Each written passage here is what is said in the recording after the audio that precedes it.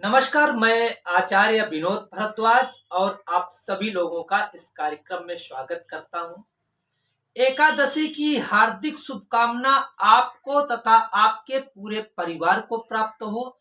माता लक्ष्मी, भगवान नारायण की कृपा आपके पूरे घर के प्रत्येक व्यक्तियों को प्राप्त हो। हर प्रकार से आपके घर में खुशहाली, समृद्धि का महा आशीर्वाद भगवान नारायण और माता लक्ष्मी प्राप्त कराएं। आज हम बात करेंगे एकादशी की। एकादशी 14 नवंबर को है या 15 नवंबर को है। हम बात करेंगे एकादशी के महात्म की, एकादशी क्यों मनाई जाती है और एकादशी के दिन तुलसी माता का विवाह करके आप किस तरह का पुण्य प्राप्त करा सकते हैं। तुलसी विवाह 14 नवंबर को होगा या 15 नवंबर को होगा, इस विषय की हम पूरी जानकारी आपको देंगे और हम आपको जानकारी देंगे वह 5 शक्तिशाली उपाय जो आपके जीवन के दुखों को दूर कर सकते हैं, जो आपके जीवन में आ रही बाधाओं को दूर कर देंगे। ये बेहद चमत्कारी उपाय हैं। आप वीडियो को पूरा देखने का प्रयास करिएगा। एक ही वीडियो ये है, देवोत्थानी एकादशी के लिए पर्याप्त होगा, मैं इसका दावा करता हूं। अब बात करते हैं देवोत्थानी एकादशी कब मनाई जाएगी, इस विषय की सबसे पहले जानकारी देखिए। कुछ लोग देवोत्थानी एकादशी को 14 नवंबर को निश्चित रूप से मनाने पे सोच रहे हैं। तमाम प्रकार से मैंने इस चीज को चेक किया, कुछ विद्वानों की राय ली और आजकल क्योंकि नेट का एक तरह से वो है प्रोसेस है, नेट का जमाना है, लोग फटाफट मोबाइल पे सर्च करते हैं, उस पे भी मैंने देखा तो उसमें 14 नवंबर को देवोत्थान मतलब हरि प्रबोधनी एकादशी के विषय में जानकारी मिली। कुछ पंचांगों में भी मैंने देखा, विशेष करके वाराणसी से निकलने वाले समस्त पंचांगों में, तो वहां पे हमें विशेष जानकारी मिली कि क्यों नहीं 14 नवंबर को देवोत्थानी एकादशी मनाई जाएगी। इस विषय की पहले हम आपको जानकारी क्लियर कर दें, तब आगे हम आपको वीडियो में बहुत सारी सुंदर सुंदर जानकारियां देंगे। देखिए 14 नवंबर को जो एकादशी है वह जो 9 बजे दिन में लग रही है, दिन पड़ेगा रविवार का 14 नवंबर को, तो 9 बजे प्रातः काल से यदि एकादशी लगेगी तो सूर्योदय के समय में एडजस्ट नहीं कर पाएगी। और हमारी संस्कृति में सूर्योदय के समय जो तिथि नहीं आती है उसकी गणना हम अपने धर्मशास्त्र में नहीं करते हैं, तो मतलब यहाँ पे रविवार को एकादशी का मान सूर्योदय के बाद हो रहा है। अब बात करते हैं सोमवार को। देखो सोमवार को 8:57 पे एकादशी है, तो मतलब 5:40 पे सूर्योदय होगा, तो सोमवार को एकादशी निश्चित रूप से मनाई जाएगी। और 2-4 कारण हमने देखे हैं, उसको भी समझ लीजिए। देखिए हरि प्रबोधनी एकादशी, देव उत्थानी एकादशी में भगवान नारायण अर्थात शालिग्राम के साथ माता तुलसिका का विवाह भी कराया जाता है। ऐसा कहा जाता है कि जो भक्त, जो कन्याएं, जो स्त्रियां आर्त भाव से, पूरी श्रद्धा से निश्चित रूप से तुलसी माता और शालिग्राम का विवाह संपन्न कराते हैं, उनके पारिवारिक जीवन में हर प्रकार से खुशियां प्राप्त होती हैं, प्रेम की अनुभूति प्राप्त होती है। तो क्योंकि रविवार को तुलसी का स्पर्श वर्जित है, तुलसी तोड़ना वर्जित है, तुलसी का दान करना वर्जित है, इसलिए रविवार को तुलसी विवाह नहीं कराया जा सकता है, क्योंकि साल का बहुत बड़ा व्रत है। दूसरा देखिए भद्रा में विवाह वर्जित किया गया है, विशेष रूप से भूमि लोक की भद्रा में विवाह नहीं किया जा सकता है। जैसे कि कहा गया है, मृत्युलोके यदा भद्रा सर्व कार्य विनाशनी।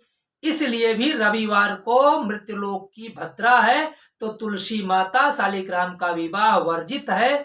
तो आप 14 नवंबर को एकादशी न मना करके आप 15 नवंबर दिन सोमवार को एकादशी का व्रत रखिए। और क्योंकि एकादशी का पारण भी बहुत महत्वपूर्ण होता है, तो मंगलवार को एकादशी प्रातः 9:16 पे समाप्त हो रही है। तो 9:16 के अंदर आप पारण कर लें। अब बात करते हैं एकादशी के महात्म्य की। देखिए, एकादशी ये देवोत्थान है, और देवशयनी एकादशी से भगवान विष्णु का शयन हो जाता है। 4 मास को चातुर्मास कहते हैं। 4 महीने विवाह, गौन, मुंडन आदि जो मांगलिक कर्मकांड है वो बंद रहते हैं। फिर जब देवोत्थानी एकादशी कार्तिक मास शुक्ल पक्ष की एकादशी को भगवान नारायण जग जाते हैं, और इसी दिन से हमारी संस्कृति में विवाह, मुंडन, गौन या कोई भी जो भी यज्ञ, यजन, आहुति, पूजा पाठ, हम इन सब कार्यों को देवोत्थान के बाद यदि संपन्न करते हैं तो इसका पुण्य निश्चित रूप से लक्ष्मी नारायण हमारे जीवन में प्राप्त कराते हैं। तो जो है जो निश्चित रूप से चातुर्मास की समाप्ति है देव उत्थानी एकादशी। तो देव उत्थानी एकादशी में भगवान का जागरण कैसे करें, इस विषय की हम जानकारी देते हैं। देखिए, भगवान नारायण का जागरण ब्रह्म मुहूर्त में होता है, और इसकी पूजा, एकादशी की पूजा सायंकालीन की जाती है। तो पहले हम पूजा की विधि आपको जानकारी देते हैं।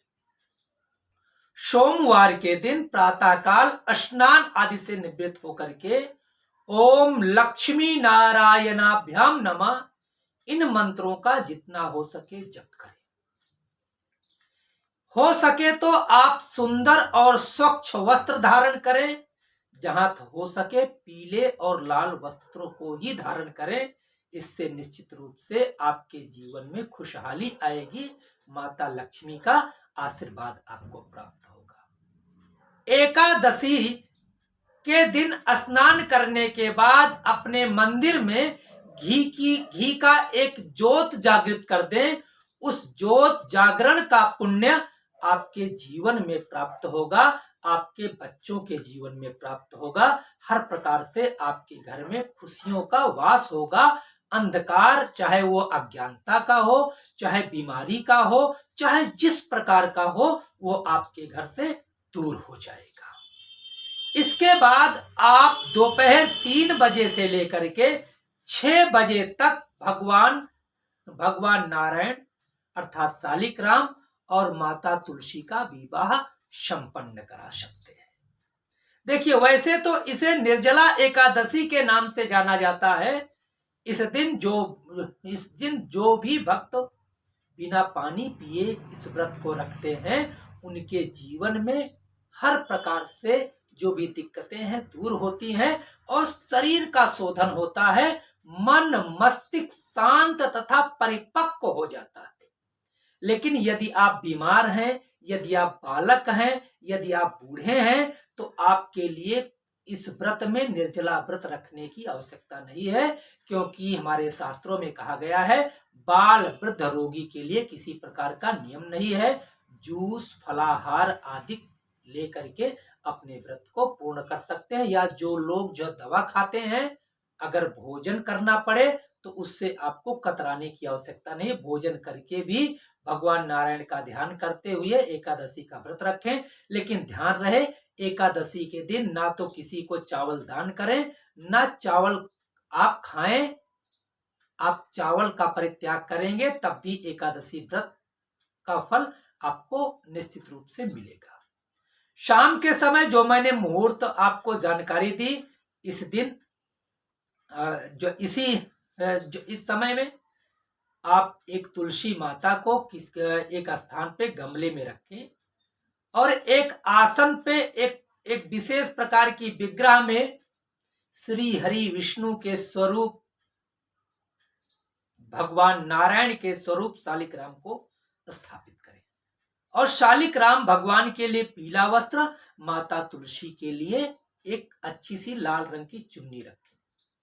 पीले रंग के वस्त्र में चुन्नी की ग्रंथ का जो है ग्रंथि बंधन कोई कन्या, यहां पे मैं कह रहा हूं कन्या, वह ग्रंथि बंधन कर सकती है जिसका विवाह ना हुआ हो और विवाह की इच्छा रख रही हो या विवाह में विघ्न आ रहा है, तो वह अगर ग्रंथि बंधन करेगी तो निश्चित रूप से उसके विवाह के समस्त विघ्न दूर हो जाएंगे। जिस प्रकार शालिग्राम और माता लक्ष्मी के स्वरूपा तुलसी का विवाह हो रहा है, निश्चित रूप से उसका भी विवाह संपन्न होगा। अब हल्दी, चावल, रोली, मौली और तमाम प्रकार के मिष्ठान को लगाते हुए भगवान लक्ष्मी नारायण के स्वरूप माता तुलसी और शालिग्राम का विवाह संपन्न कराएं। धान का लावा भी उनके ऊपर निश्चित रूप से डालें। 11 दीपकों की जो है दीपमाला से आप शालिग्राम तथा तुलसी की विग्रह के चारों ओर रख करके प्रणाम करें कि आप मेरे घर में मांगलिक उत्सव ले आने का महा आशीर्वाद दें।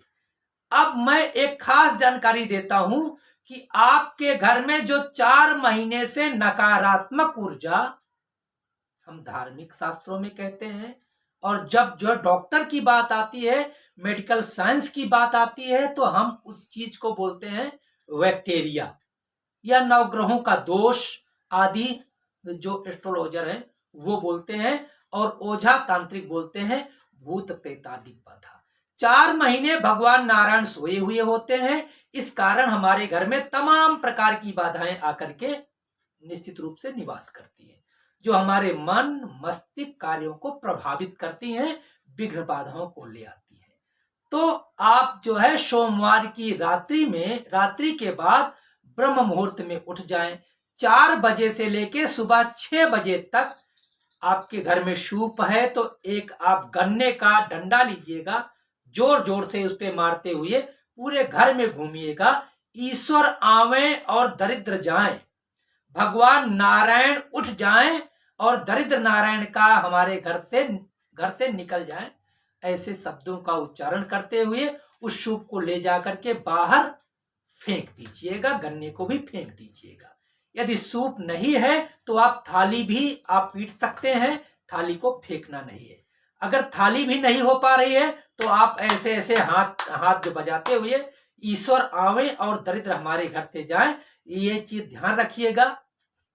सोमवार मंगलवार के प्रातः काल 4 बजे से 6 बजे तक संपन्न कर लेना है। अब हम 5 उपाय आपको जानकारी देते हैं।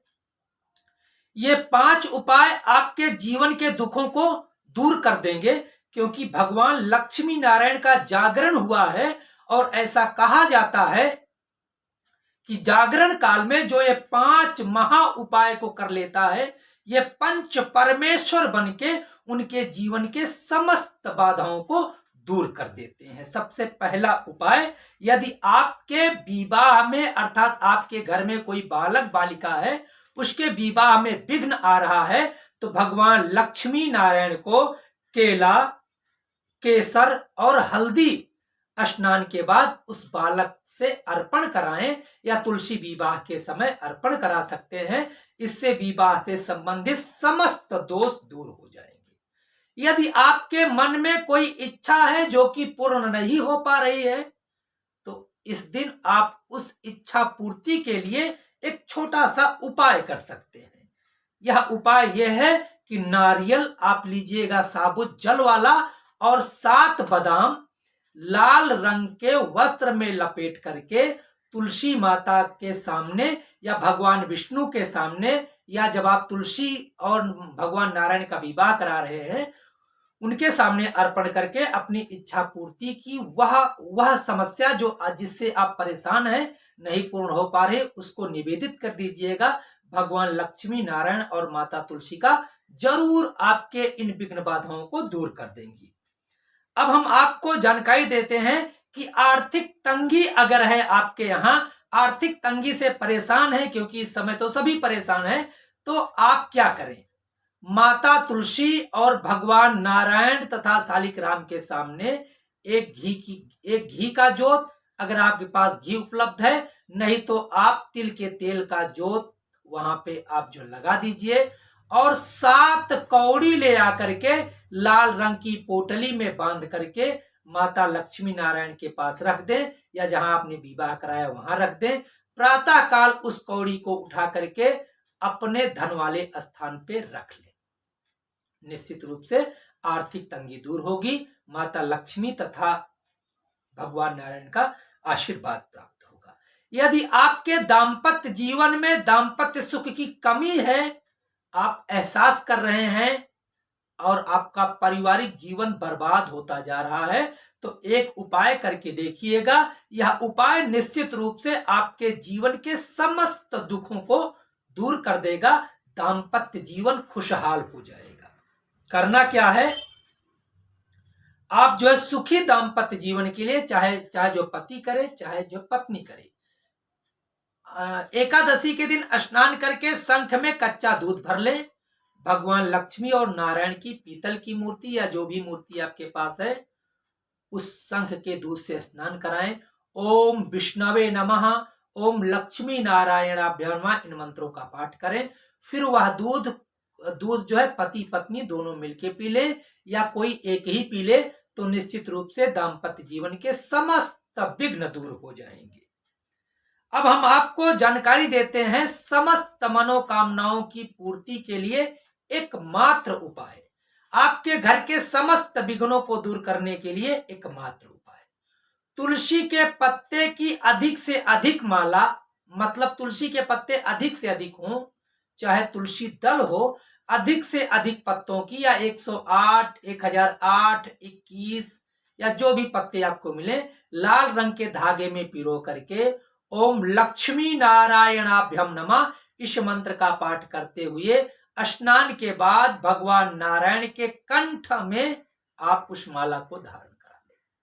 जैसे ही माता तुलसिका भगवान नारायण के कंठ में स्पर्श करेंगी, आपके परिवार के जितने भी लोग हैं, निश्चित रूप से विश्वास मानिएगा, भगवान नारायण की कृपा से समस्त विघ्न दूर होंगे और आपके घर के समस्त लोगों की समस्त मनोकामनाएं पूर्ण होंगी। आस्था और विश्वास के साथ इन कार्यों को करके देखिएगा, क्योंकि देवउत्थानी एकादशी निश्चित रूप से जीवन के सभी पापों को दूर कर देती है और हर प्रकार से जीवन में खुशहाली ले आती है। आप जो है जो भी दीपक स्थापित करे हैं या जो भी पूजन में जो चीजें स्थापित किए हैं उसे आप प्रवाहित कर दीजिएगा, लेकिन तुलसी की माला को घर में रख लीजिएगा। कहीं भी आवश्यक कार्यों से आप निकलने लगे तो वह जो तुलसी दल या तुलसी के पत्ते सूख भी गए हैं तो डिब्बी में रख लीजिएगा। एक तुलसी का पत्ता खा करके अपने कार्यों पे निकलिएगा। आपके परिवार के जो भी लोग हैं, देखिएगा निश्चित रूप से आपके जीवन में खुशियां आएंगी। कार्यक्रम अच्छा लगा है तो हमारे YouTube चैनल को सब्सक्राइब करिएगा, बेल आइकन को जरूर प्रेस करिएगा, क्योंकि हम आपके लिए सुंदर से सुंदर कार्यक्रम को ले आने का प्रयास करता हूं और निश्चित रूप से शास्त्र की कसौटी पे कार्यक्रमों को लाने का प्रयास करता हूं। इस कार्यक्रम को मैं चाहूंगा कि और लोगों के पास आप शेयर करें, क्योंकि 14-15 में जो भी दिक्कतें चल रही हैं वो चीज क्लियर हो। नहीं तो अगर रविवार के दिन एकादशी का व्रत किया जाएगा तो निश्चित रूप से शास्त्र सम्मत नहीं है, तो और लोगों को भी यह जानकारी हो, इसलिए आप जरूर शेयर करिए। आप लोगों का बहुत बहुत धन्यवाद। नमस्कार।